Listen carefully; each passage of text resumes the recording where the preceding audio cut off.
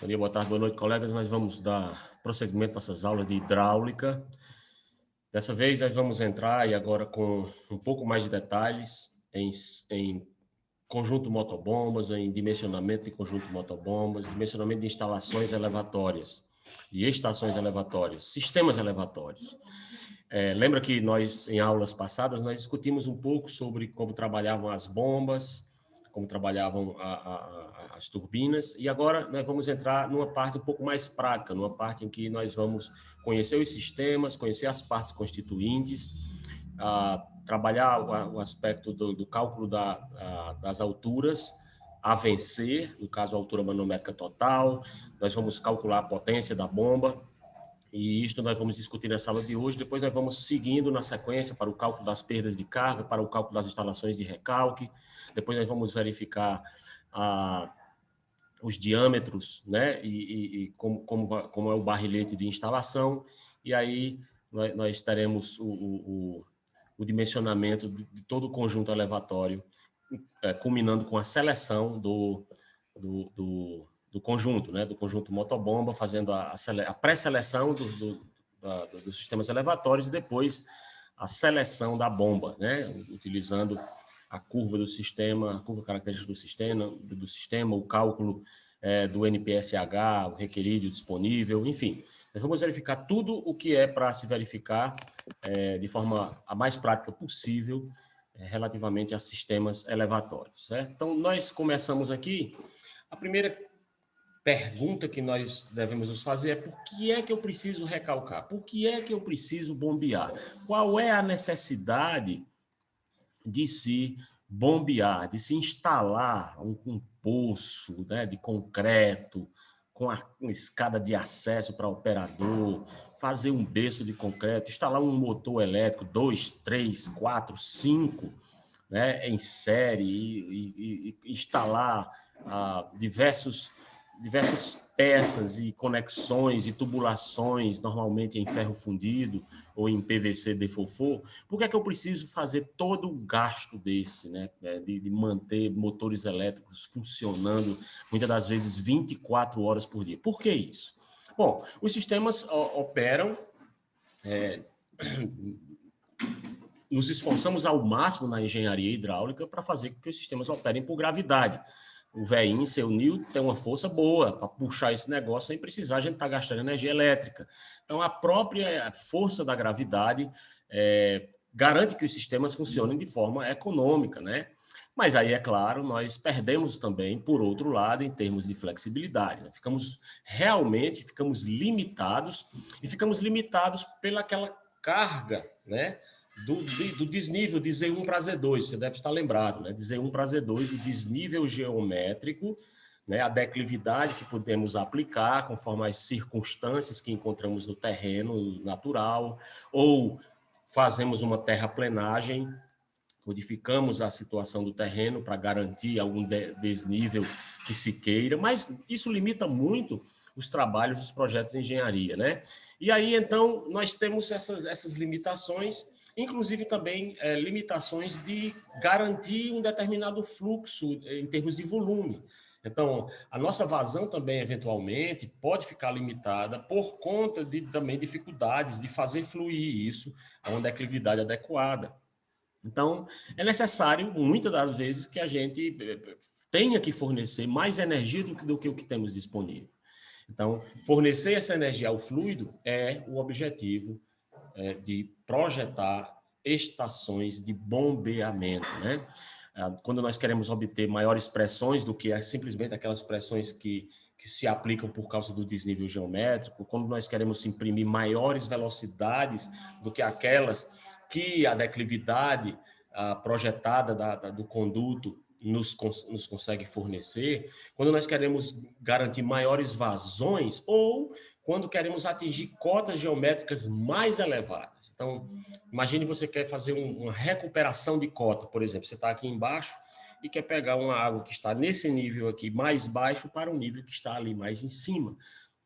Não dá para fazer e botar água para subir a ladeira, então eu tenho que utilizar as motobombas, né? Então, aqui eu elenco algumas aplicações dos sistemas elevatórios para você ter uma ideia da ampla gama de aplicação do projeto de sistemas elevatórios, né? Então, vamos citar aqui, né? Nós podemos fazer a captação de águas em rios, né? Vamos lá, colocamos um catamarã com um flutuador, um flutuante, e em cima nós instalamos um berço para o conjunto elevatório, conjunto motor-bomba, normalmente motor elétrico, bomba. No caso de uma captação como essa, mais apropriado, um motor a energia, né? Ciclo Otto, né? Um motor a diesel, um motor a gasolina. E aí pequenas instalações, evidentemente, aí você pode fazer captação de águas em rio, né?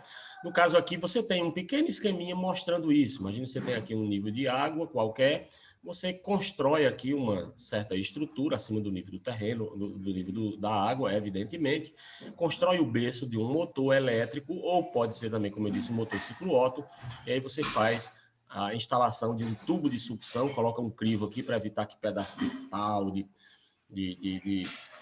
qualquer material que possa ter grande diâmetro, né, ter de grande tamanho, com granulometria muito elevada, que possa comprometer o rotor da bomba, que possa comprometer as instalações ou causar qualquer tipo de entupimento, né?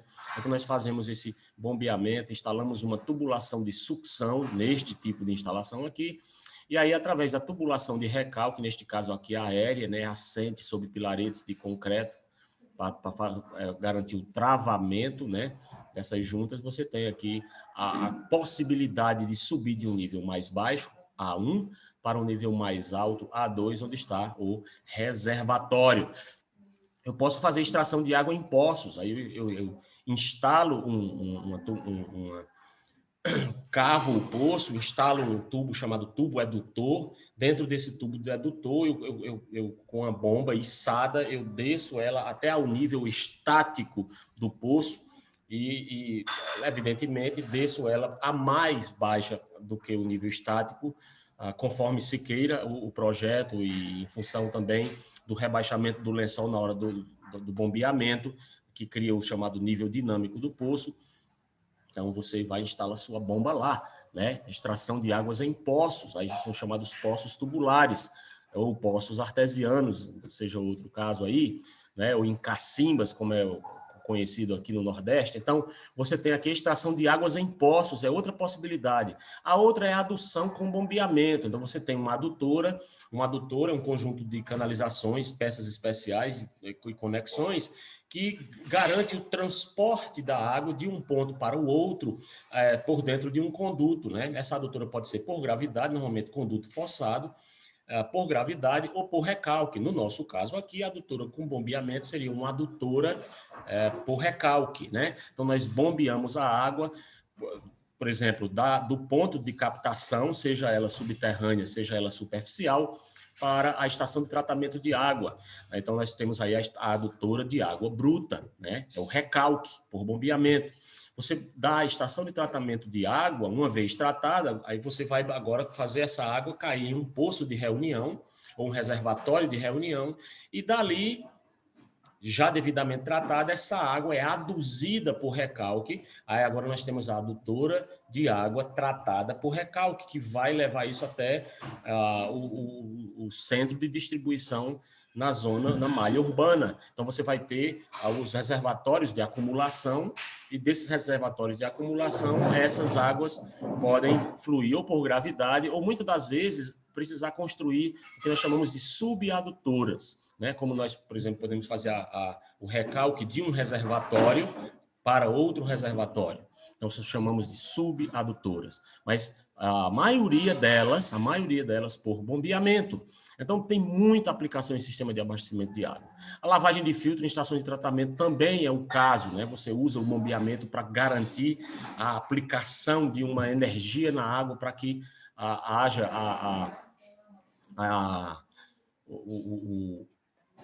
o material, né, que vem sendo acumulado no filtro possa se despreender e ser lavado, né, para que novas águas entrem e faça a filtração. Outra forma é chamada bomba de reforço, também chamada boosters, né? A bomba de reforço é quando você tem um sistema de abastecimento de água, e nesse sistema de abastecimento de água você não consegue garantir uma pressão mínima hidrostática da norma.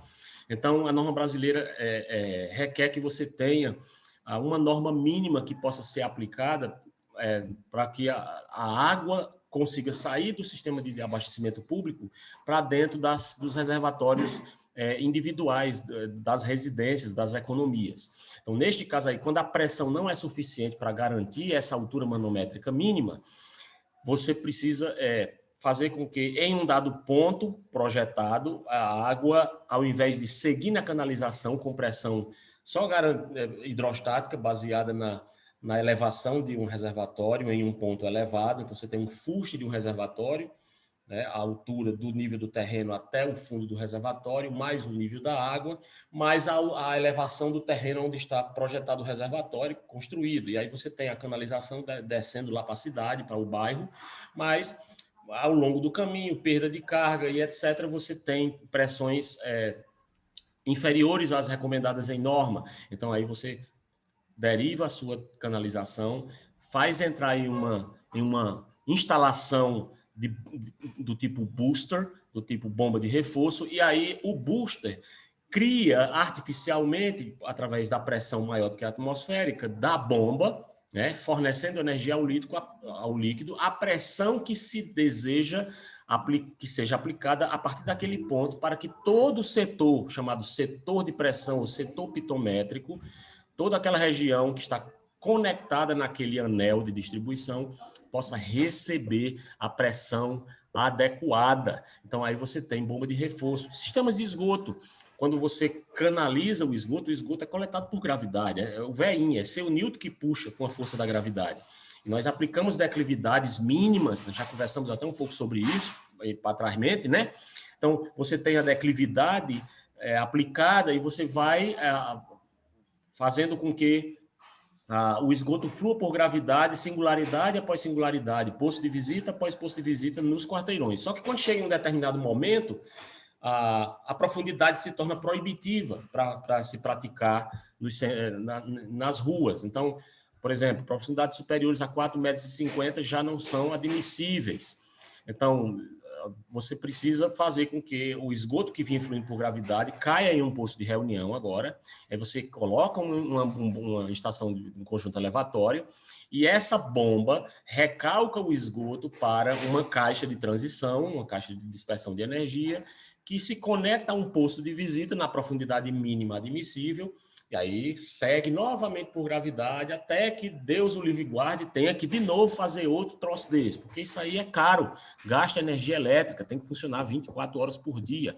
Então, imagine, sistema de esgoto, você vai, mesmo que você tenha um sistema todo bonitinho, todo rasinho, né? 1,20 m, 1,80 m, 2 metros e pouco, e você chega ali na área da estação de tratamento, no tratamento preliminar, você faz passar por todo aquele sistema que vocês, se não já conhecem, mas vão conhecer, que é o gradeamento convencional, né? O gradeamento, a caixa de areia, passa por um medidor de vazão, normalmente do tipo Partial, né? E aí faz cair em um posto de sucção. Nesse posto de sucção, você bombeia o esgoto para dentro dos reatores biológicos, né, para fazer o tratamento primário ou secundário, que seja. E aí você tem o tratamento do esgoto. Então, em sistema de esgoto também é muito empregado os sistemas elevatórios, né? Distribuição de água potável, eu meio que já comentei atrás, né, quando eu falei do booster, quando eu falei das instalações que bombeiam da captação para a ETA e da ETA para os reservatórios, né? Os piscinões também, aqui já em drenagem pluvial, quando você quer fazer controle de cheia, né? Então as águas são acumuladas em piscinões e você pode fazer um bombeamento até um ponto de deflúvio conveniente, né? Para que as águas sejam liberadas ali dos centros urbanos para minimizar o impacto com cheias. A recuperação de cotas, eu acabei de comentar, no caso do posto de visita, né? Quando eu chego em um posto de visita e ele está muito profundo, eu quero que esse esgoto continue a fluir por gravidade a partir de profundidades menores. Então, eu faço a recuperação de cotas. Reversão de capacidade de geração hidrelétrica, que é uma área da engenharia elétrica que é aplicada e não foge do meu conhecimento, mas aplicado também em geração de energia, né?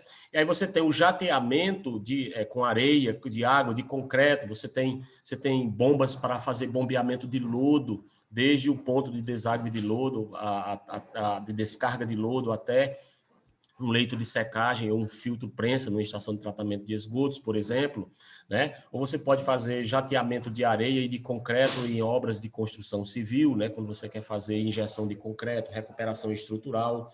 Então, você pode usar bombas especiais que têm a capacidade de bombear líquidos grosseiros, né? Líquidos multiviscosos, né? Então, aqui, máquinas de corte, injeção e de lodo, etc. Então, tem várias aplicações,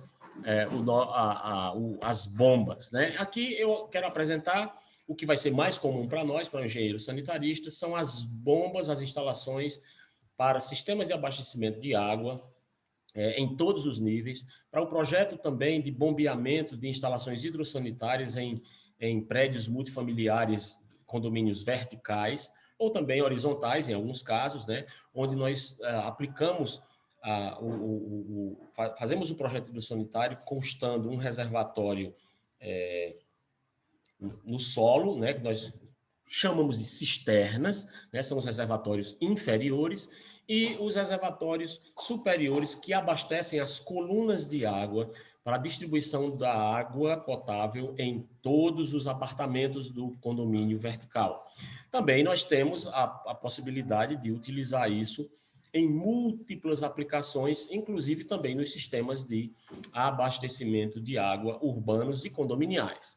Então, aqui nós temos só um esquema com os principais, vamos dizer assim, os principais elementos, componentes de uma instalação, de um conjunto elevatório, que é importante que você, como engenheiro, conheça, né? Então, observe aqui a figura, né, de um conjunto elevatório centrífugo, nesse caso aqui, né? Ele é um conjunto elevatório centrífugo de eixo horizontal, certo? Ele faz o bombeamento acoplado a um motor elétrico, né? Esse motor elétrico está acoplado a um quadro de comando de bombas, né? Ou uma chave de partida com a devida proteção elétrica, com os disjuntores, etc. Muito bem, então esse motor elétrico está conectado, acoplado aqui através de um eixo, né? Às vezes um eixo cardan com prolongador do eixo, né? Ou nesse caso aqui do próprio eixo da bomba com o motor elétrico, né? Então a bomba se conecta, o rotor da bomba se conecta ao eixo do motor elétrico, né? E aí você tem a bomba, veja, aqui está a bomba, estou passando aqui, ó, que é a bomba. A bomba é só isso aqui, ó, certo? Estou passando. Aqui é o motor elétrico. Esse conjunto todo aqui é o que nós chamamos de conjunto motobomba, certo? Ou motor bomba. Normalmente motobomba, certo? Do jeito que está aqui, conjunto motobomba. Então, você tem aqui o conjunto motobomba, os conjuntos elevatórios, normalmente em instalações elevatórias, quase nunca se instala apenas um conjunto elevatório. O conjunto elevatório é exatamente o conjunto do motor mais a bomba. Se instala mais de um, sendo que pelo menos um funcionando e outro de reserva. Se tivermos dois conjuntos elevatórios aqui, você tem um funcionando e outro de reserva em rodízio, controlado pelo CLP, o controle lógico programável do quadro de comando de bombas. Se tiver três, então vai ser dois funcionando simultaneamente e um de reserva também funcionando em sistema de rodízio, e assim sucessivamente. Então, você tem o conjunto motobomba instalado em um berço de instalação do conjunto elevatório, normalmente construído em concreto armado, né, assente em um leito de brita, e aí você tem o conjunto elevatório assente no seu leito, de proteção, e você tem aqui o poço de sucção, certo? Pode ser também acoplado diretamente ao reservatório inferior, que nós chamamos de cisterna, né? Ou ao ponto de captação. Então, você tem aqui o reservatório inferior, a captação, e você observa aqui a necessidade, em todos os casos, de manter uma distância mínima do fundo de captação. Essa figura aqui sugere 30 centímetros, mas essa altura é variável e ela depende das especificações do fabricante no catálogo das bombas, tá certo? Então, vocês vão ver isso mais na frente em relação a isso, eu vou mostrar. E aí você tem aqui o primeiro elemento, que é da sucção, certo? Vamos pegar o milkshake do Bob's lá embaixo, né? Então, para pegar o milkshake aqui, né? Botar também do McDonald's, para não ficar com... do McDonald's, né? Para não ficar com ciúme, né? Então, eu prefiro do Bob's. Aí você vai lá, válvula de pé com crivo, né? Então, válvula de pé com crivo é uma válvula, o nome está dizendo, é uma válvula, portanto, ela tem a capacidade de abrir e fechar, permitindo o fluxo do líquido em dada direção. Neste caso aqui, a válvula de pé, ela é unidirecional e significa que quando ela abre, quando a sucção é aberta, né, o que vai acontecer? A água vai entrar, vai forçar a abertura dessa válvula e uma vez que ela entre, e o sistema, eventualmente, por falta de energia elétrica, porque você desligou, parou de funcionar, o líquido tende, por causa da força do V índice, seu Newton, a retornar para o poço. Não queremos que isso aconteça nesse tipo de sistema aqui, que é um sistema centrífugo de eixo horizontal. Para evitar o problema de você perder a coluna de líquido, né, do fecho hídrico, para garantir a sucção no religamento da bomba. É a chamada escorva da bomba, né? Você tem que escorvar, fazer a escorva da bomba, preencher toda a coluna de sucção para que na hora do religamento a bomba não trabalhe sem líquido e não queime. Olha só, né? Então, nós podemos queimar a bomba se essa válvula de pé com crivo não estiver funcionando adequadamente ou não tiver sido instalada em canalizações com a sucção da forma como vocês estão vendo aqui, né? Vamos ver que tem outros tipos. E aí dispensa a válvula de pé, pelo menos. O crivo é que normalmente não se dispensa ou evita-se instalações sem crivo, porque o crivo é uma espécie de peneira mesmo, é uma peneirinha ali de granulometria adequada para impedir que sólidos grosseiros penetrem na instalação e possam causar dano ao rotor da bomba, né? E causar entupimento ao sistema, certo? Então, você tem essa válvula de pé com crivo, muito importante, o líquido passa, mas não consegue retornar, se ele passar, para dentro da canalização de sucção. Essa canalização aqui, que eu estou mostrando aqui, é a canalização de sucção. E você vai observar aqui que eu tenho um nível estático e um nível dinâmico. O que é esse nível estático aqui? A bomba está parada, o nível do poço fica sendo este aqui, né?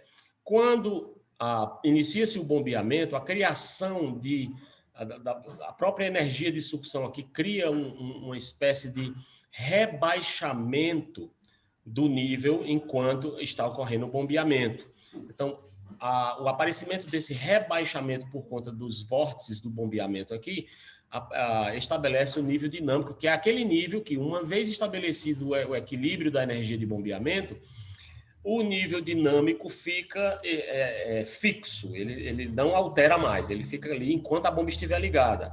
Quando a bomba se desliga, a tendência é retornar para o nível estático. Então, nós calculamos e projetamos, né, a altura de sucção, ou seja, aquela altura que é necessária para que eu possa fazer puxar o líquido do ponto mais baixo onde ele se encontra, será, portanto, a partir do nível dinâmico e não do nível estático, porque lembre-se, o nível estático sempre é mais alto do que o dinâmico.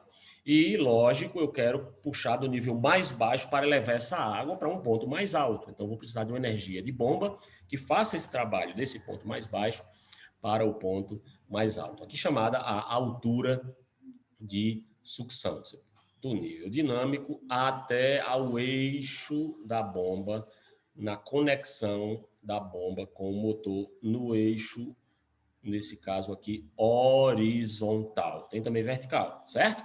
Então, nós temos aqui, na sequência, a canalização de sucção e uma bomba e uma curva de raio longo, normalmente. Curva de raio longo, ela tem menor perda de carga, a mudança de direção é mais tranquila, né? Ela é menos traumática do ponto de vista de perda de energia, lá na equação de energia. Lembra das perdas de carga localizadas? Pois é. Quando eu tenho uma curva de raio curta, ou um joelho, ou apenas uma curva que não seja de raio longo, a mudança de direção é muito brusca, e essa mudança brusca possui maior perda de carga, sem falar na questão também de proporcionar mais entupimento do que a curva de raio longo, certo? Então, atenção para isso. Na sequência, eu tenho uma redução excêntrica, porque eu preciso fazer a conexão, a redução da conexão da instalação de sucção, que tem um determinado diâmetro nominal, para o diâmetro de entrada na carcaça da bomba, em direção ao rotor da bomba, que está aqui, ó, no sentido... você vira assim, ele está girando aqui, no sentido que você está vendo aqui, ele está girando assim, e não assim, né? Então, aqui eu tenho o rotor, e dentro, o rotor é quem faz eu vou brincar dizendo que ele faz a paliação da água, né? Ele sai, ele tem umas mãozinhas assim, ou aletas, tais que faz com que o líquido flua, né? Ele vai pegando e vai jogando, né? A 1.750 rotações por minuto, e vai empurrando a água para cima, e Deus toma de conta para frente, né? Então, aí, assim que sai do rotor, assim que sai da carcaça da bomba onde está instalado o rotor, a água que é recalcada, que é empurrada, né, que recebeu energia, ela passa agora por uma redução concêntrica, porque normalmente as canalizações de recalque são em diâmetro maior do que as canalizações de sucção. Então, aí você tem o aumento da pressão nessas circunstâncias, por conta que a redução concêntrica, né, instalada ao contrário, ela se torna uma expansão. E nessa expansão, eu tenho uma minimização abrupta de perda de carga, e, portanto, eu tenho um ganho de pressão. Eu tenho a válvula de retenção, que é instalada logo na sequência, no barrilete do conjunto motobomba. Essa válvula de retenção é importantíssima, porque ela impede que, com a parada brusca do bombeamento no sistema, o líquido que está sob pressão, né, em uma canalização já com uma certa altura manométrica a vencer ou vencida, possa retornar, e na verdade é isso que acontece, e criar primeiro, criar uma celeridade, criar uma reverberação, é isso que cria mesmo, cria uma onda, né, de choque, porque nós queremos impedir que esse líquido na parada retorne bruscamente para o reservatório. Nós queremos que fique na instalação, o que já foi, fique, não retorne. E aí nós instalamos uma válvula de retenção, o nome já está dizendo, ela tem a possibilidade do líquido retornar para o reservatório, fazer a bomba funcionar em sentido contrário e causar danos ao conjunto de bombeamento. Só que quando nós instalamos essa válvula de retenção, o que ocorre é o aparecimento da celeridade, que é as ondas, né, que reverberam nessa batida e retorno dentro do conjunto, dentro da instalação de bombeamento, né? Então, o chamado golpe de Ariete. Talvez você já ouviu um golpe de Ariete na sua própria residência, se a canalização que vai para a sua caixa d'água, ela está submetida a altas pressões hidrostáticas, e aí ela está solta.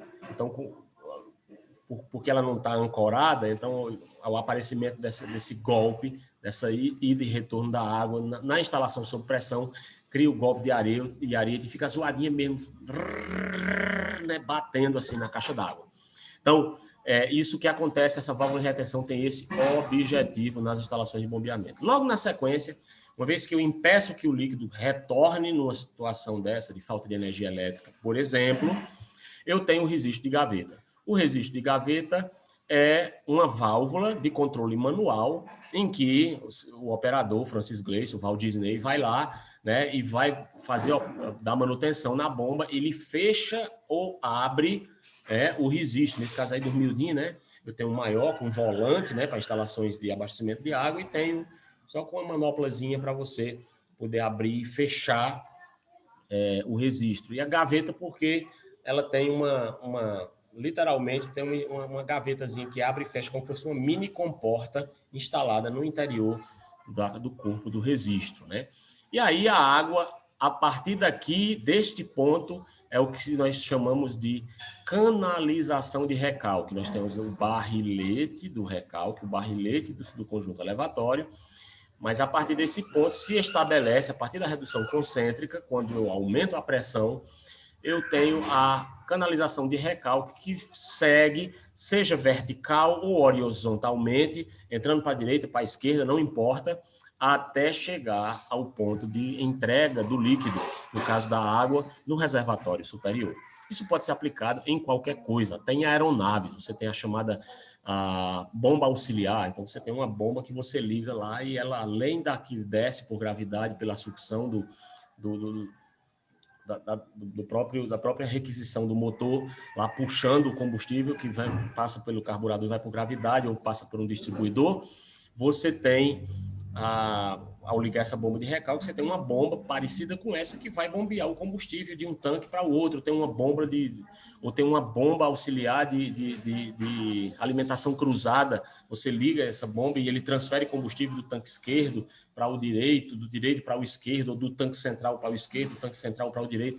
Ou seja, até em aviões você tem bombas assim. Mas nós não vamos nos limitar aqui, neste nosso caso, para ser uma coisa mais prática e aplicada ao nosso dia a dia como engenheiros sanitaristas e ambientais. Então, vamos lá. Então, nós temos a canalização de recalque e aqui aparece o comprimento linear da tubulação de recalque. É interessante esse nome, essa coisa redundante, comprimento linear, né? Na verdade, linear aqui é porque o camarada que botou isso já quer fazer a referência lá à questão das perdas lineares, porque eu tenho as perdas localizadas que acontecem aqui na válvula do crivo. O crivo e a válvula causam perda localizada. A curva, mudança de direção, causa perda localizada. Interessante, a própria entrada do líquido, por si só, causa perda localizada. Então, só aqui eu tenho entrada do líquido, perda. Válvula de pé com crivo, perda. Curva, perda. Estou falando da localizada. Redução, perda. Concêntrica e excêntrica, perdas. É diferente, tem a tabelinha. Válvula de retenção, enorme perda. Registro de gaveta, perda. Curva 90 graus, perda. Então, olha a quantidade de perdas localizadas que eu tenho numa instalação de bombeamento, que você tem que se ligar, porque você tem que equacioná-las, porque senão, no dia da inauguração, o governador vai apertar o botão, todo mundo batendo palma, o camarada, a banda tocando lá, e cadê a água chegar? Né? E você vai passar vergonha se você tiver sido convidado para a inauguração, estiver lá no palanque, viu? Então, você tem que levar em consideração o projeto desse conjunto elevatório, considerando a altura de sucção, vencer essa altura, considerando vencer essa altura de recalque, considerando as perdas localizadas todas e considerando as perdas lineares. Você vai, a partir do comprimento linear das canalizações, você vai considerar as perdas lineares. Então, as perdas de carga terão que ser equacionadas para ser somadas. Perda na sucção, perda no recalque, mais a altura de sucção, mais a altura de recalque, e aí o botão do governador vai funcionar, ok? Então, esse aí é o sistema de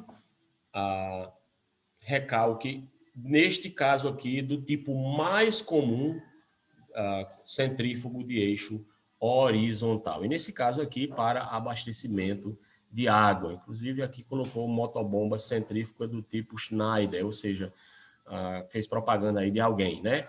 E eu esqueci só de falar agora do aterramento, porque todo motor elétrico tem que ser aterrado, né, por norma brasileira, certo? Nesse caso aqui, eu tenho uma instalação típica, né, de conjunto motobomba para alturas manométricas relativamente pequenas, né, inferiores a 8 MCA, 8 metros por coluna d'água, mais ou menos, ok? Então, aqui eu tenho uma outra tipo de instalação. Desta feita aqui é uma captação superficial, né? E o objetivo é bombear aqui do leito desse lago, deste rio, para o reservatório. A partir desse reservatório, ele deve seguir para o tratamento, e aí, na sequência, como eu já expliquei, vai aí na direção do sistema de abastecimento de água urbano, né?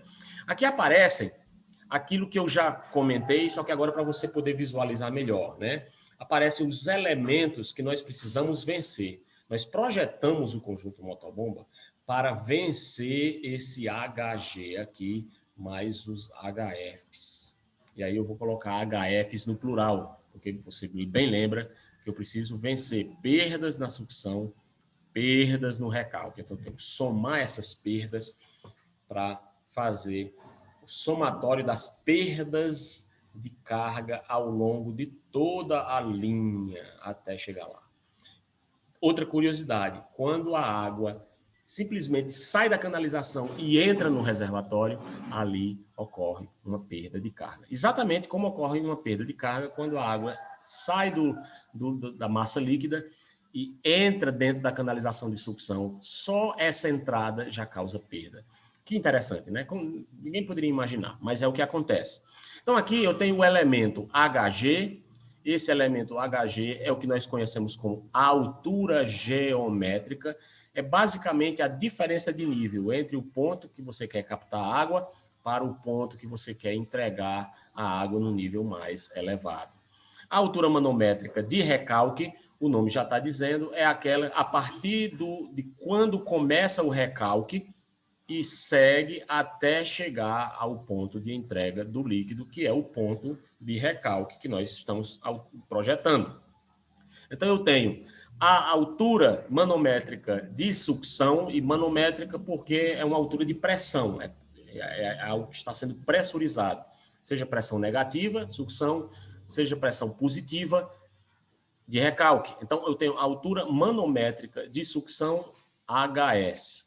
De maneira que a soma de HS mais HR, ou seja, a altura de sucção mais a altura de recalque, por si só, equacionadas no projeto do conjunto elevatório, não garante o bombeamento.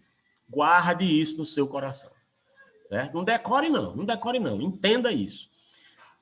Eu não consigo garantir transferir energia suficiente para o líquido subir, desde esse nível aqui em HS até esse nível aqui no final de HR, que é o nível do reservatório. Eu não consigo entregar o líquido lá, garantindo somente a potência da bomba que vença essa altura.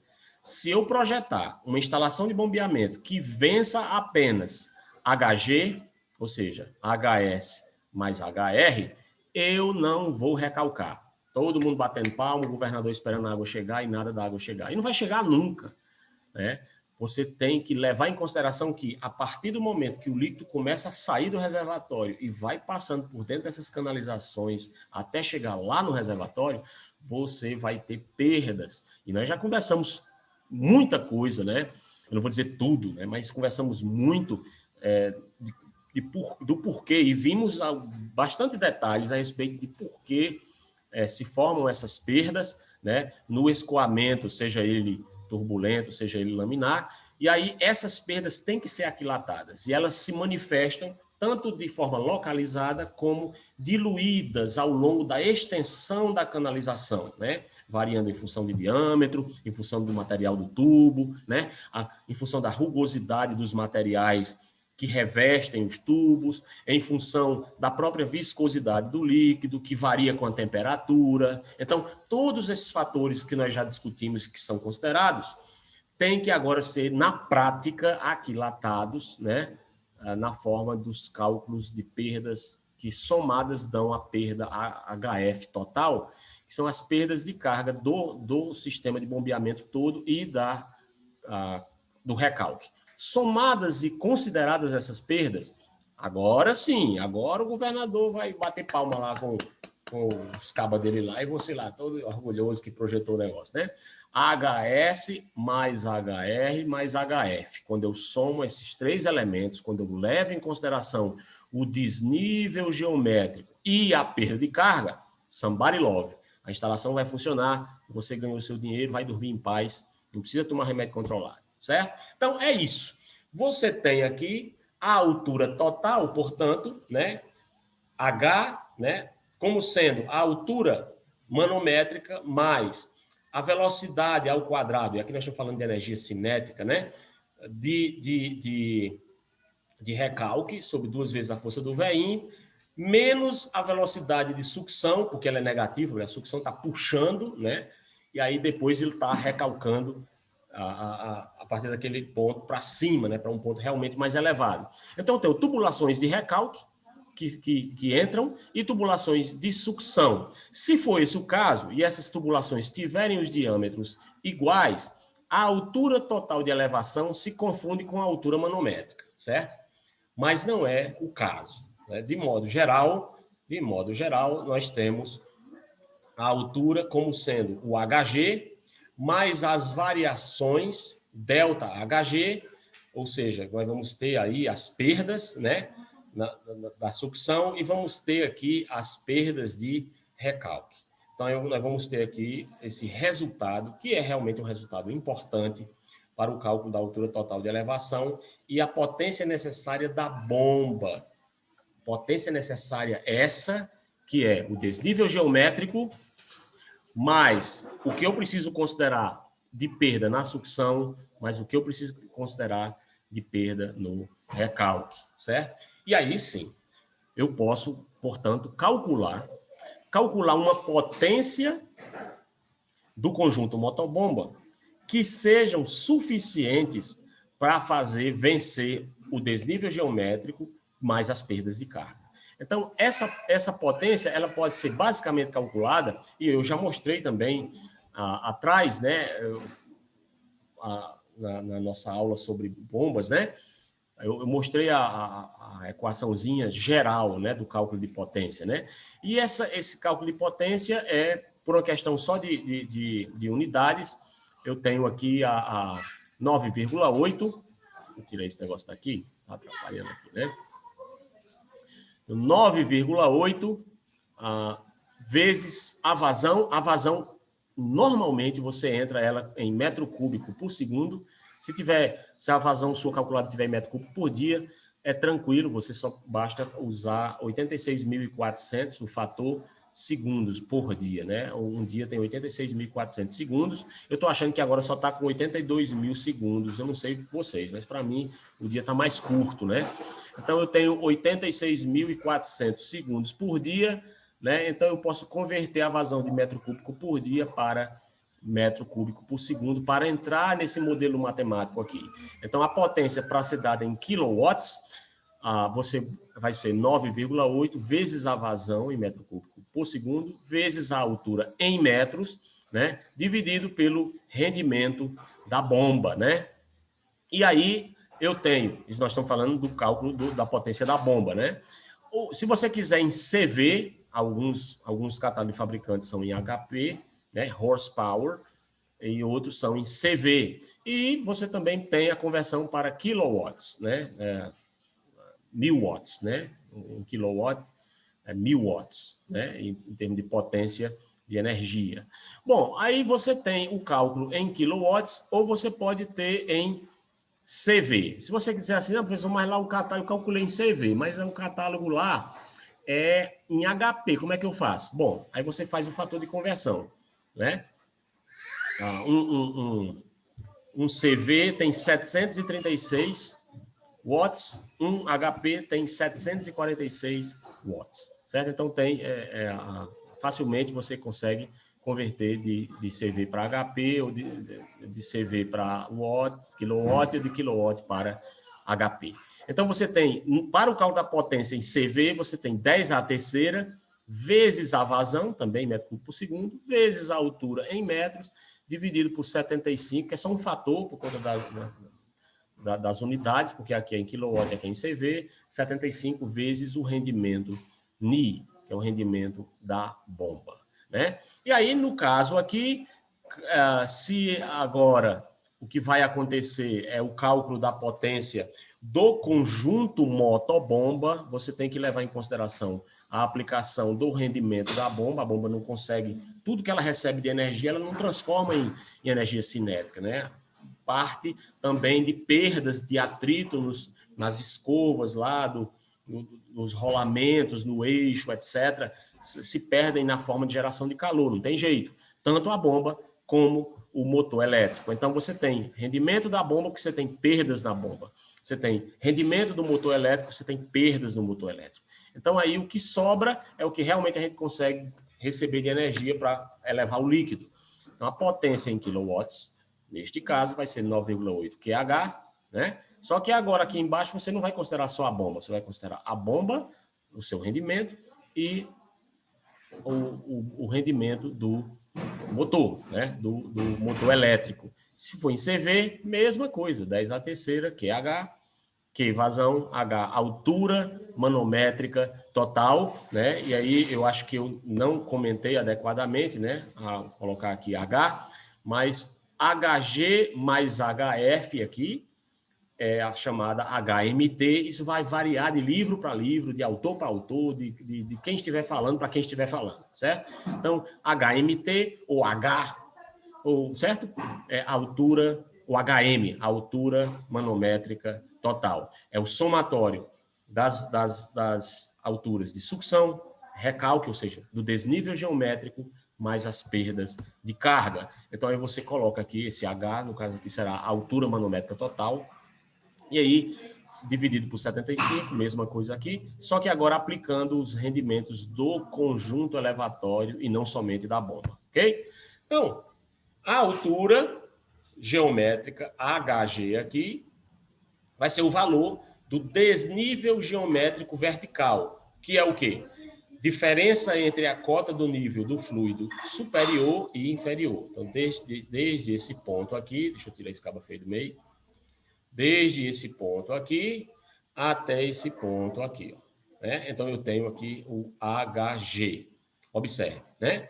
E aí nós podemos dividir nas alturas, só detalhando, né? A altura de sucção, HS, que é desde o nível do líquido até este ponto aqui, e a altura de recalque, HR, né? A altura de recalque desde o início aqui do recalque, que na verdade consideraria aqui nesse ponto, mas tudo bem, a partir do eixo aqui até o eixo da canalização na entrega do reservatório superior. E tem uma alturazinha aqui, Y, que é só uma alturazinha a partir do nível, vamos dizer, do eixo do rotor do conjunto elevatório até aonde é instalado o manômetro, né? Isso aí também é fabricante, né? Manômetro seria o M aqui e o vacuômetro, que seria instalado aqui para medir a energia, a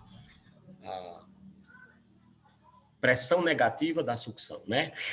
É negativo, certo? Então, aí você tem a altura, o desnível geométrico vai ser a soma de HR mais HS. HG é igual a HR mais HS, ok? Então, aqui, de novo, apenas um esquemazinho conveniente, certo? Para você visualizar com um pouco mais de detalhe em nível de desenho técnico, certo? As peças, como você consegue ver mais próximo da vida real. É um esquemazinho muito melhor do que esses aqui, né, que a gente fica vendo para entender a parte teórica, né? Na prática mesmo, num projeto de engenharia, nós teríamos aqui um desenho mais ou menos assemelhado a esse aqui, né? Nós teríamos um poço de sucção, nós teríamos aqui o aparecimento da válvula de pé com crivo. Observe aqui, ó, esses balões. Né? Aqui deveria ter 2, 3, 4, 5, 6, 2 aqui, 3, 4, 5, 6, etc. Essas numerações aqui, cada um desses aqui, você lá no projeto de engenharia tem uma tabelinha do lado, e essa tabelinha do lado, mostra as especificações dos materiais, né? Então, para você construir a instalação, prever lá, fazer a lista de materiais, mandar para fazer a aquisição do material na obra, certo? Então, você tem aqui a válvula de pé com crivo, você tem aqui a delimitação do nível de água mínimo, né? Você tem aqui as distâncias mínimas que devem ser respeitadas do eixo da canalização até a borda do poço de sucção, que no caso aqui é 2 vezes o valor do diâmetro da canalização de sucção, aqui pelo menos 1 vez o diâmetro da canalização de sucção, etc. Aqui nós temos um toco de ferro fundido com diâmetro nominal de 250 milímetros. Aqui nós temos uma curva de raio longo, diâmetro de 250 milímetros.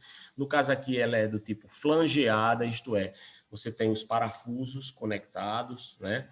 Porca-parafuso que faz fechar a conexão entre o tubo e a conexão, né? E aí você tem a canalização de sucção. Nós temos uma redução, neste caso aqui, uma redução excêntrica de 250 para 150 milímetros, né? E aí você tem a bomba, o conjunto elevatório formado pela bomba, formado pelo motor elétrico, o berço de proteção para o trabalho do motor, para a instalação, o chumbamento dos chumbadores que recebem a conexão com as porcas, para poder fixar e evitar as vibrações são transferidas para esse colchão, né? E aí você tem a redução com flanges, né? Que são as flanges onde eu conecto os parafusos, no caso aqui de 200 para 100 milímetros, então eu tenho no caso uma expansão de 100 para 200 milímetros, né? E aí observe que eu tenho, né, a canalização de recalque maior do que a canalização de sucção, né? Eu acho que eu devo ter dito o contrário lá atrás, você me perdoe, né? Foi uma confusão. Então, na verdade, você tem a canalização de recalque um diâmetro menor do que o de sucção. E aí você tem, aqui neste caso, a válvula de retenção do tipo portinhola, né? É só uma questão de como é que é liberado o acesso para que o líquido vá e depois ela se fecha e o líquido não retorne, como eu já comentei, e tem essa aparência, né, como se você estivesse vendo uma foto, né? Aqui é um desenho técnico, né, de engenharia, e aí você tem a válvula de retenção tipo portinhola de 200 milímetros, e você tem o registro, né, também chamado de válvula ou registro de gaveta, né? Nesse caso aqui com volante, porque o Valdisney lá, o operador, ele pode pegar aqui e abrir e fechar, né? Manualmente, né? E aí você tem uma curva de 90 graus, nesse caso, raio longo, do diâmetro 250 milímetros e 200 milímetros, né? Tem as duas, ele colocou aqui as duas, né? Aí aparece aqui uma peça especial chamada toco de ferro fundido, de flange de 500 milímetros, porque normalmente as canalizações elas vêm ponta e flange, flange, ou ponta e bolsa, né? E aí depois vocês vão ter a oportunidade de aprender isso mais na frente, mas se eu puder só rapidamente colocar aqui para vocês, que eu acho que é um conhecimento prático interessante, por exemplo, as canalizações elas vêm a ponta, aí do outro lado vem a bolsa. Eu vou desenhar grosso modo aqui, porque... Certo? Então, aqui é a bolsa. O que é a bolsa? É o ponto de conexão de uma canalização com outra, certo? Então, aqui vai ter outro cano, outro tubo se conectando a esse tubo. Então, normalmente, essa peça aqui tem a distância total daqui para cá de 6 metros, certo? 6 metros. Aí você tem o caso de ser flange-flange. Então, você tem aqui a flange de um lado, aí o tubo de 6 metros, do outro lado, outra flange. Pode ser também ponta-flange, entende? Quando você precisa, numa instalação semelhante a essa, de colocar um elemento, né, uma peça, para que eu só preciso de 500 milímetros, eu só preciso de meio metro, né? 0,50 centímetros, daqui para cá, né? E, olha, a tubulação é 6 metros, como vende, né? Então, o que é que eu vou fazer? Bom, eu não posso serrar aqui, se eu serrar aqui e botar meio metro aqui, fica ponta-flange, mas eu preciso fazer a conexão flange-flange. Então, eu mando fabricar, é encomendado, um toco, né, chamado toco. Esse é o termo técnico mesmo, certo? É um igual a toco do mato mesmo, né, que você queima lá. Pois é, na roça. Pois é um toco, certo? Flange, neste caso aqui, certo? Encomendado para você fazer a conexão desta curva de raio longo com essa curva de 45 graus, ferro fundido, flange, para você alterar, conforme a conveniência do seu projeto, a mudança de fluxo de direção aqui dessa canalização de recalque. E aqui eu tenho aqui outro toco, né, de ferro fundido, diâmetro nominal de 200 milímetros, e segue aqui na direção de para onde vai, no caso, né, normalmente para um reservatório. Muito bem, vamos adiante. Estamos fechando, né? Para nós concluirmos nossa aula. Aqui, de novo, eu não é problema nenhum a gente repetir isso. Por quê? Porque a primeira repetição é a mãe do aprendizado. Aí você começa a ter uma boa noção de como é uma instalação de bombeamento, né? Que elemento é esse aqui? Você é capaz de dizer? Que elemento é esse?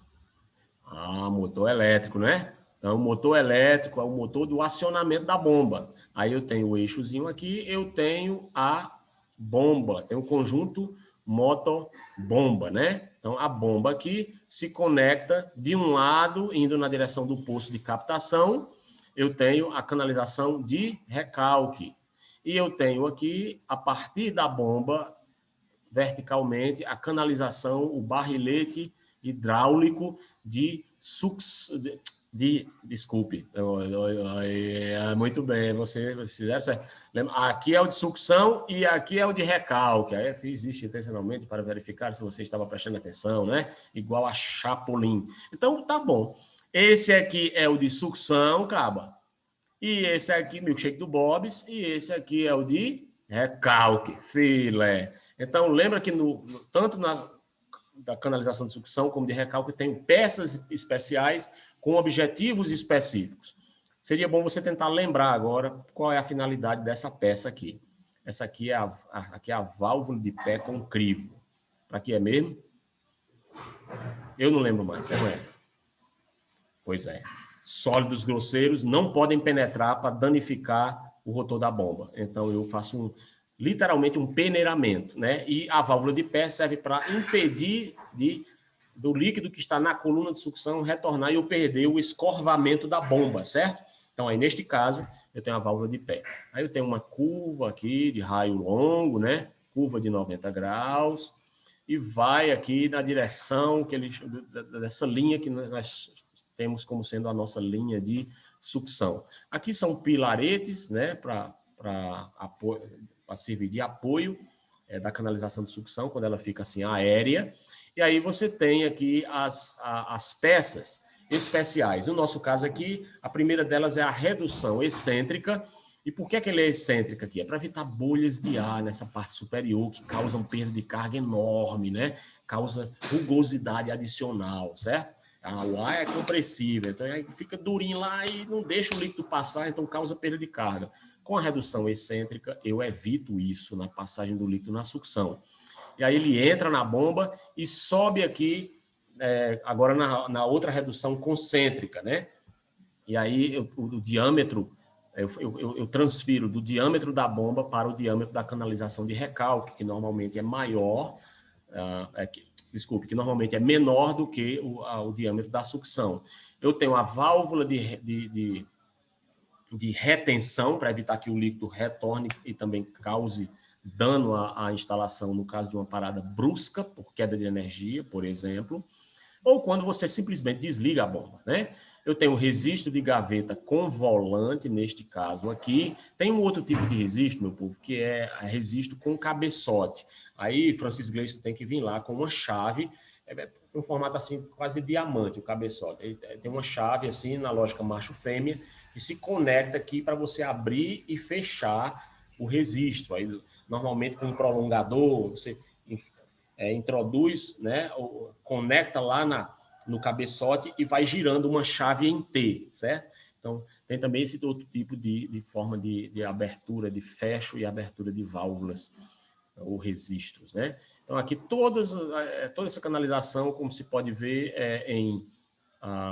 nesse caso aqui, está aparecendo como sendo bolsa, não é bolsa não, aqui está aparecendo mais como flange mesmo, tudo flangeado, né?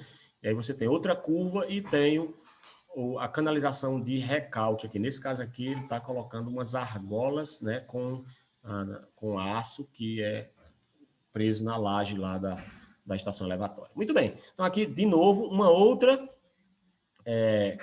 figura esquemática mostrando os principais elementos, certo? Aqui nós temos a classificação. Lembra que eu falei que tem a canalização de sucção, né? E aí, dependendo do posicionamento, você pode ter o mesmo nível de altura total, desnível geométrico total com altura manométrica. No caso aqui, ó, eu tenho esse primeiro tipo, que é a chamada de bombas não afogadas. As bombas não afogadas é quando o nível da água está abaixo do eixo do conjunto motobomba. Então, eu tenho aqui o reservatório inferior, eu tenho uma canalização de sucção com uma determinada altura até chegar no eixo. A partir daqui, tudo é igual, certo? Recalque reservatório. Quando esse outro tipo, você observa uma diferença. Olha aí, compara as duas figuras. Qual que é que você observa? Não tem mais um negócio subindo assim, fazendo a curva, né? Já entra direto na bomba. Ao invés de ter uma altura de sucção, eu tenho aqui, ó. Agora a altura de sucção vai ser desse nível para cá, certo? Mas, de qualquer maneira, o posicionamento da instalação faz com que a sucção entre diretamente para o rotor da bomba, certo? Passando só pela redução excêntrica para evitar aquelas bolhas que eu falei. E aí, você tem a chamada instalação de conjuntos elevatórios afogados. Então, bomba afogada é quando ela está, não é que ela está dentro, não vamos confundir. Importante, urubu é uma coisa, meu louro é outra. Não vamos confundir bomba afogada com bomba submersa ou bomba submersível. Não. Bomba submersa é uma bomba realmente projetada, vou mostrar para vocês, para ser introduzida dentro da massa do líquido, seja ele qual for, inclusive esgoto. Aqui não, aqui é bomba afogada, significa que o eixo dela está abaixo do nível da água, só que em poço seco. Tem poço seco, poço úmido, neste caso aqui, poço seco, certo? Tem o conjunto elevatório instalado aqui, o reservatório é do lado, aqui tem uma parede de concreto, normalmente, e eu tenho a bomba aqui e a canalização de sucção instalada lá dentro do reservatório, né? E aí o nível da água superior ao eixo da bomba. É a chamada bomba afogada. Não é bomba submersa. Bomba submersa, a bomba toda está atolada dentro lá do cocô, na estação elevatória de esgotos. Está atolada dentro do reservatório ou dentro do poço tubular, no caso de captação subterrânea, e assim sucessivamente. Ok? Então, aqui, para você ver os tipos, nós temos os conjuntos centrífugos de eixo horizontal e de eixo vertical. Em relação à posição do eixo do conjunto motobomba, aqui eu tenho um motor elétrico, né? E aqui eu tenho, nesse caso aqui da marca Dancor, não tem propaganda de aqui eu estou colocando aqui, mas não estou fazendo propaganda de ninguém, né? E aqui eu tenho o eixo horizontal. Veja, aqui você consegue ver a bomba, que é bem distinto, motor elétrico preto, e a bomba aqui nesse cinza prateado, né? Ó, esse aqui tá mais bonitão, né? E a conexão de sucção, a conexão de recalque. Conexão de sucção, neste caso aqui, tem que colocar uma peça especial chamada nípel, né? Para você fazer a adaptação aqui para a canalização que vem de sucção, né? É rosqueado, tá vendo? Ó, o interior é com rosca, né? Então, aí você tem a canalização de sucção e a canalização de recalque. No caso aqui é o bocal, né? Onde você vai introduzir a canalização, tanto de sucção como de recalque. Aqui é a bomba, o eixo está nesse sentido, então, portanto, é um sentido horizontal, certo? Temos o tipo de eixo vertical também. E aqui, ó, dá para ver claramente numa foto aquilo que nós vimos comentando até agora, né? Olha como é a flange. Agora dá para ver melhor como é uma flange, né? Deixa eu tirar esse cabo feio daqui, né? E você vai ver aqui a flange de conexão da linha de recalque. Tem uns furozinhos aqui para colocar um parafuso, tá vendo? Ó? Colocar o parafuso. E aqui a flange de conexão da linha de sucção, também com os parafusos. Aqui eu tenho o corpo da bomba, e aqui eu tenho um eixo de acoplamento entre o motor elétrico em azul, né, aqui do tipo WEG, motor elétrico, e o beiço do conjunto, que é a instalação aqui para ser instalada para absorver as vibrações, etc. Ok? Então aí nós temos aí vamos dizer assim, tudo que a gente viu em esquema, vendo um pouco mais aqui na prática, né? Como é que se mostraria um conjunto, um motobomba centrífugo de eixo horizontal, certo? Aqui eu tenho outro tipo, é o conjunto motobomba centrífugo de eixo vertical. Observe aqui por dentro da bomba, temos a carcaça da bomba, temos a região de sucção na parte inferior, temos dentro da própria bomba um crivo para impedir que o rotor seja danificado por cascalho, qualquer coisa que venha aqui. Temos um rotor do tipo radial, ou seja, que está todo acoplado e concêntrico a um eixo de axis, no inglês, né? Daí axial, um rotor, né? Acoplado aqui, né? E ele tem, no caso, esse formato aqui, a radial, que é as aletas partindo do centro para a extremidade do rotor, né, como se formando radiais em torno, como se fosse uma coisa de bicicleta, né, formando radiais em torno do eixo da bomba, né? E tem o corpo da bomba, né? Então eu tenho aqui o disco de Mancal, esse disco aqui, ele acopla e sustenta o eixo e protege o rolamento de giro do eixo da bomba, né? É o chamado mancal, que recebe o eixo, é como se fosse um berço do eixo, né? Aí tem aqui o estator, tem o rotor da bomba, tem o próprio eixo, propriamente dito, o acoplamento desse eixo, né, com o rotor, e o rotor semiaxial, né, que culmina lá na entrega do líquido, lá na parte mais de cima. Então, eu tenho o horizontal, como nós já vimos, né? Aqui, olha como é diferente. E o vertical. Esse aqui é uma foto de uma bomba desse da Ebara. Neste caso aqui, para o bombeamento em poços tubulares para abastecimento de água potável, certo? Então, olha como é a bomba diferente, né? Bem diferente. Aqui, por exemplo, tem um outro tipo de bomba também do tipo centrífugo, só que agora de eixo vertical, que é típico para instalações de esgotamento sanitário, para você colocar lá na recuperação de cota no posto de visita, um posto de visita de recuperação de cota, ou para você colocar lá na estação elevatória, após o tratamento preliminar, para enviar o esgoto para o reator biológico, e assim sucessivamente. Observe como é bem diferente. Aqui eu coloquei as partes só para vocês verem. Deixa eu tirar esse cabo feio do meio. Pronto. Aqui, ó, você tem, ó, no caso dessa daqui da Ebara, o bocal de sucção fica aqui embaixo, tem um buracão mesmo, assim, né, de 70, 80, 100 e poucos milímetros, depende do tamanho da bomba, pode chegar até mais que isso, 200 milímetros, certo? Um bocalzão, certo? Onde para passar tudo, tem que passar tudo, o marinheiro, certo? Tem que passar tudo, né?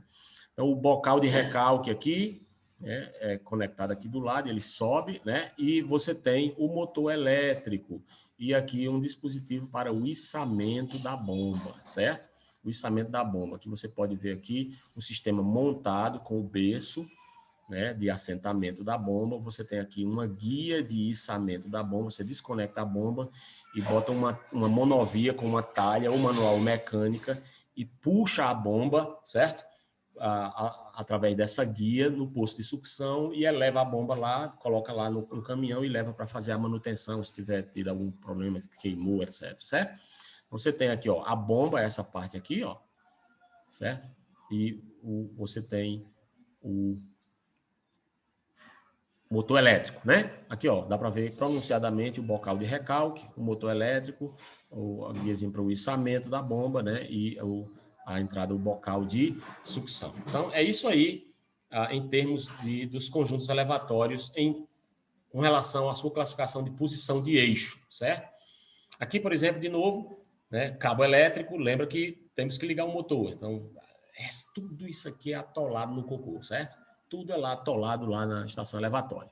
Então, você tem o cabo elétrico, você tem a guiazinha aqui para o içamento, a pinçazinha, você tem o motor elétrico, aqui de outra marca agora, Sulzer, o bocal de recalque e o bocal de sucção, você consegue ver aqui embaixo, certo? Aqui são apenas uma distância mínima que é estabelecida conforme cada fabricante para garantir o acesso do líquido à sucção com o mínimo de vórtice possível, né? De geração de vórtice possível. Muito bem. Agora, quando a gente bombeia, né? Quando a gente bombeia o esgoto, o que é que vai acontecer? Quando a gente bombeia a água, nós vamos introduzir essa água que está sendo bombeada em uma canalização de recalque que muitas das vezes vai percorrer distâncias quilométricas. Muitas vezes você pode bombear por centenas de quilômetros, né? Como é o caso, por exemplo, de certas adutoras de água tratada, ou, por exemplo, o bombeamento de transposição das águas do Rio São Francisco, etc. Então, você tem distâncias consideráveis, desde centenas de metros a alguns quilômetros, ou dezenas ou centenas de quilômetros. E aí, nós precisamos dimensionar esse diâmetro do tubo, do recalque, mas precisamos dimensioná-lo de forma otimizada. Então, não basta simplesmente dimensionar para garantir que haja o mínimo de perda de carga e que, portanto, vai ter uma velocidade boa e vai fazer chegar o líquido com a energia apropriada. É importante que tudo isto também seja garantido, mas sem omitir o aspecto econômico da instalação, né? Então, projetar instalações com diâmetro sobrando, né, etc., pode se tornar proibitivo do ponto de vista de custos, né? Então, tenho que garantir que a linha da adutora tenha os custos equilibrados nesse aspecto. E aí é bom lembrar o seguinte, que passou do sistema de bombeamento, o que acontece? Duas possibilidades. O aumento ou a diminuição do diâmetro certamente vai aumentar o custo do tubo, das canalizações, das peças especiais. Isso é evidente. Se eu aumentar o meu diâmetro do tubo, o que é que vai acontecer? Vou perder, vou diminuir, as perdas de carga vão se reduzir. Nós já discutimos isso, acho que já está claro o suficiente. E aí, se eu diminuo as perdas de carga, vai diminuir, inclusive, a altura manométrica total para poder transferir energia para o líquido, né? E aí, para elevar o líquido. Então, eu vou precisar de menos potência, né? Do conjunto elevatório, porque a altura total da elevação vai diminuir porque as perdas diminuíram. E diminuíram por quê? Porque o diâmetro aumentou.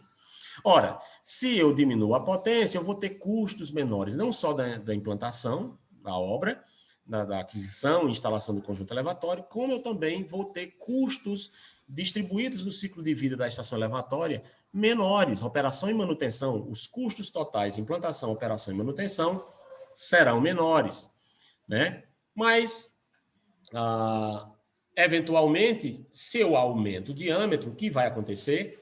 Os custos da linha adutora, que não são pequenos, vão ser exorbitantes. Aumento do diâmetro não só é só a aquisição do tubo e das peças especiais, é a mão de obra de escavação, de reaterro, aprofundamento de vala, tudo aumenta.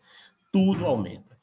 Se eu diminuo o diâmetro, por outro lado, pois tá bom, então vamos diminuir o diâmetro, né? Então, se eu diminuir o diâmetro, qual é a primeira consequência? A perda de carga aumenta, dificulta a passagem do líquido. a maior atrito. Você já sabe tudo isso. Então, se eu aumento a perda de carga, o que é que acontece? Eu vou aumentar a altura manométrica total. Então, a potência do conjunto elevatório, por essa razão, terá que ser maior. Né? Então, o custo de aquisição desse sistema de bombeamento também vai ser maior. E aí, bom, tem um lado positivo. O custo da adutora cai. Então, o que é que eu escolho? Esse aqui, assado ou cozinhado? Nenhum dos dois. Você escolhe tostado. Qual é o tostado? O tostado é um equacionamento adequado entre um diâmetro ótimo, um diâmetro econômico da canalização de recalque, que leva em consideração não somente as perdas de carga, mas também os custos das canalizações de recalque. Então, foram feitos estudos a respeito disso e a fórmula mais famosa que nós utilizamos, que estão disponíveis em todos os livros de hidráulica, é a fórmula de Bress, que nós vamos ver. Mas olha só a lógica disso tudo. Imagine um custo anual aqui qualquer, né? Digamos aqui 14 milhões de reais, uma instalação mega, ultra, hiper, né? Sei lá, é 14, é um custo qualquer, hipotético. Eu tenho aqui os diâmetros em metros, né? 100 milímetros, 200 milímetros e até 1000 milímetros, né? Em metros. E aí, o que é que... Olha só, nessa curva 1, certo? Eu tenho a seguinte situação. Quanto mais eu vou aumentando o diâmetro do recalque, mais vai aumentando o custo anual. Certo? Por outro lado, quanto maior é o diâmetro e menor é a perda de carga, menores serão os custos com energia elétrica para o bombeamento. De maneira que chega um ponto que o equacionamento dessas duas curvas aqui me dá uma curva parabólica do custo total equacionado. A curva 1 mais a curva 2 me dá uma curva semelhante a essa, que estabelece um ponto ótimo, que é o diâmetro econômico. Nem é caro demais do ponto de vista dos custos de energia elétrica, nem é também alto demais, né, para que eu possa ter aqui dificuldades com a questão de perda de carga, né? Pequeno demais para que eu possa ter problema com a perda de carga. Eu fico nesse ponto aqui, derivada zero aqui da minha parábola, certo? Então, esse é o custo da tubulação, o custo da energia equacionado em um custo único, certo? Acho que nós estamos tendo um problemazinho aqui no computador, né? No vídeo. Vou tentar parar aqui.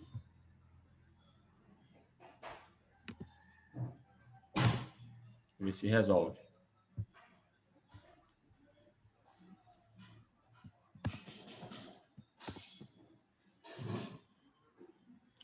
Ok, retornou supostamente.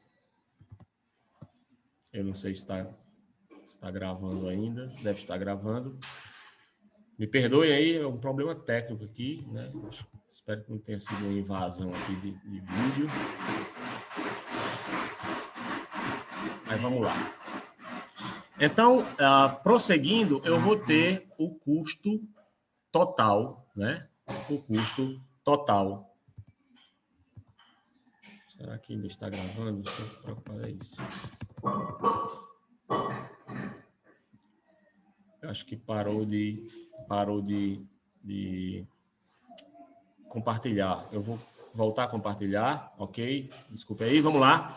Vamos seguir. Então, nós temos o custo total, né? Então, eu estabeleço um diâmetro econômico. Muito bem. Então, para construir o modelo matemático que me leve a calcular um diâmetro econômico, primeiro, o estabelecimento dessas duas hipóteses. Primeiro, a hipótese, desculpa, que o custo da linha instalada de comprimento L seja diretamente proporcional ao diâmetro, certo? Diretamente proporcional ao diâmetro. Então, eu vou ter aqui a seguinte relação desse custo, né? Relativo a esse comprimento. O gasto anual de 1 metro de comprimento de um conduto de 1 metro de diâmetro, incluindo despesas de amortização e conservação, P1. A dimensão, L, e o diâmetro. E também, a outra hipótese é que o custo do conjunto motor-bomba seja diretamente proporcional à unidade de potência instalada em quilowatts, na forma de um custo C2 que equaciona o custo anual da operação do grupo motobomba, incluindo toda a questão, né, de despesas de operação e manutenção do sistema. Então, vai ser esses custos, né, e a potência instalada. De maneira que o custo total será P1 LD, né, mais P2 potência, né? Aí, quando você leva em consideração o desnível geométrico, as perdas de carga e, portanto, a altura manométrica, HG mais as perdas no recalque, você tem um modelo matemático aqui aberto no cálculo da potência da bomba, né? Considerando o rendimento do motor, o rendimento da bomba, né? E as formulazinhas lá que nós vimos para trás, que leva em consideração aqui a rugosidade, né? O fator de atrito, o diâmetro à quinta, a vazão ao quadrado. Então, todos os fatores considerados aqui, mais a altura manométrica e mais os custos, você chega a essa fórmula. Toda essa fórmula leva a uma relação, estabelece uma relação entre o diâmetro e a vazão. E aí, o diâmetro que nós poderíamos encontrar, seria a sexta potência, seria a relação entre aqueles custos P1 e P2, os gastos anuais da canalização e do grupo motobomba, 4,05 fator de atrito, vezes os valores de NI, tanto da bomba como do motor elétrico, né, que seria o rendimento do conjunto elevatório e a vazão ao cubo. Pois bem, disso aqui resulta a famosa fórmula de Bress, porque ele transforma todo esse elemento aqui em um fator K, que varia entre 0,7 e 1,3 e varia no local e no tempo, função dos custos das canalizações. Normalmente, aqui para o Brasil, o valor de Bress, né, dos cálculos de canalizações em recalque tem sido em torno de 1,3, 1,2, 1,3, né? 1,1 até 1,3, mas normalmente 1,3. Então, aí você calcula o diâmetro da canalização de recalque, depois você calculou a bomba, a potência da bomba, você calcula o diâmetro do recalque simplesmente adotando o fator K, raiz da vazão que você quer recalcar em metro cúbico por segundo. E esse K aqui, ele equacionou os custos, tanto de material, mão de obra, operação e manutenção do sistema, e os fatores relativos ao bombeamento, certo? Só uma curiosidade, por exemplo, para instalações que não funcionam 24 horas por dia, a fórmula de Bress assume aqui na NBR 5626, para incêndio, por exemplo, 1,3 raiz à quarta de x, onde x é a fração do dia, ou seja, o número de horas de funcionamento dividido por 24, vezes a raiz de Q, raiz da vazão em metro cúbico por segundo. Só uma curiosidade, né?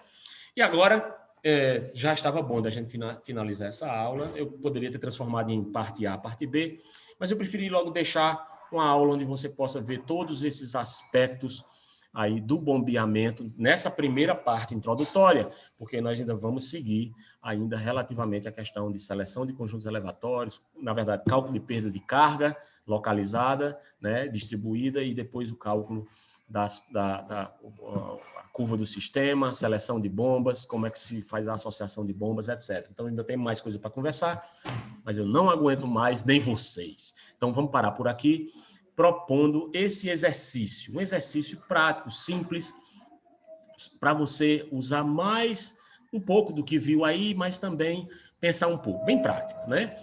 Você tem um reservatório, certo? Ele tem um fuste de 10 metros de altura, lembra que eu comentei o que era fuste nessa aula? De uma comunidade, deixa eu trazer esse cabo feito aqui. Opa, tá. De uma comunidade que está localizada na cota do terreno 430.345. É a cota de topografia, a cota do terreno é 430.345. E ele está a 550 metros, está aqui o reservatório, 50 mais 250 mais 200, chegando num poço tubular, com uma profundidade do nível estático na cota 380.345. 380.345. Considerando as informações planialtimétricas, é tudo que você tem disponível, tá bom? Determine o desnível geométrico e a altura manométrica total da instalação do conjunto motobomba. Defina se o conjunto será submerso de eixo vertical ou centrífugo de eixo horizontal. E apresente uma justificativa técnica para a seleção do conjunto. Feito isso, você vai calcular a potência do conjunto, considerando o rendimento do conjunto motobomba NB 065 e do motor elétrico NM085. E aí, quais são os dados que eu apresento aqui? É que a perda de carga na sucção será de 0,55 metros. Para o recalque, a perda de carga total estimada é de 3,70 metros. A população que está abastecida dessa comunidade por esse poço aqui, que vai para esse reservatório, é de 1.000 habitantes e consome 100 litros por habitante por dia.